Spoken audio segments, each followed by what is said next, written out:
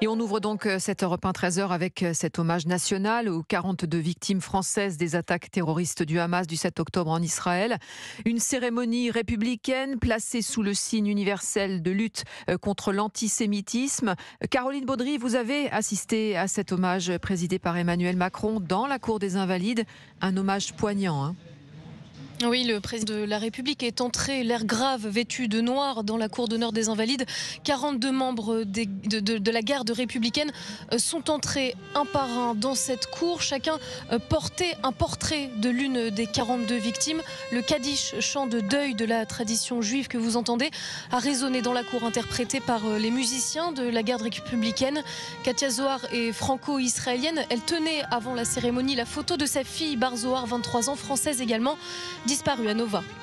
De faire un hommage comme ça pour les familles, c'est une chose qui nous touche vraiment. C'est juste le temps pour le faire. Je suis très contente qu'ils n'ont pas fait avant. Nous, je ne crois pas qu'on pouvait arriver avant. C'était très difficile pour nous d'arriver avant.